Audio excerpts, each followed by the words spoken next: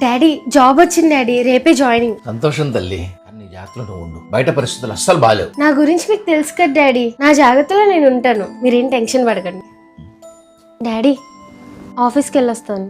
జాగ్రత్తమ్మా. నాన్న వెళ్ళొస్తాను. కుంకుమ పెట్టుకుని వెళ్ళొచ్చు కదమ్మా. అంటే ఈ డ్రెస్ కి బొట్టు సెట్ అవ్వదు డాడీ, అయినా ఇది ట్రెండ్. ఎలా ఉన్నాను? బాగున్నావు తల్లి. బాయ్. ఆ, డాడీ ఆఫీస్ కి స్టార్ట్ అవుతున్నా. అదేంటమ్మా, మొన్న కుంకుమ బుట్టు లేకపోయిన బుట్ట అన్నా ఉంది, ఇప్పుడు అది కూడా లేదు. ఈ డ్రెస్ కి అసలు బొట్టు సెట్ అవ్వదు డాడీ. Daddy bye daddy. అక్కడ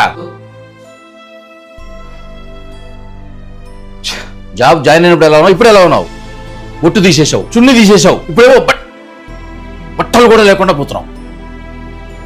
అసలు ఇప్పుడు ఏమేం డాడీ, వెళ్ళేది నా ఫ్రెండ్స్ బర్త్డే పార్టీకి కదా, వాళ్ళంతా నా ఫ్రెండ్సే. బయట జనాలు అందరూ ఒకేలా ఉండరు, మన జాగ్రత్తలో మనం ఉండాలి. ఏం డాడీ మీ ప్రాబ్లం? నా మీద నమ్మకం లేదా? నాకు నచ్చినట్టు నేను ఉంటా. So done with party. Next ఏం చేద్దాం? నన్ను ఇంటి దగ్గర డ్రాప్ చేసి నువ్వు వెళ్ళు. ఓకే, వెళ్ళే దారిలో మా ఫ్లాట్ ఉంది, వెళ్దామా? ఏ పిచ్చే నీకు? ఏమైంది ఇప్పుడు? హాట్ గా కనిపిస్తున్నావు కాబట్టి అడిగాను, దాంట్లో తప్పేముంది? ఏయ్ సారీ డాడీ, నా తప్పేంటో నేను తెలుసుకున్నా. జీవితం అనే పాఠంలో ఎన్నో తప్పప్పులు చూసిన తర్వాతే తల్లిదండ్రులుగా ఏది రైటో ఏది రాంగో పిల్లలకు చెప్తారు. కాస్త వాటిని పట్టించుకోవడం నేర్చుకోండి.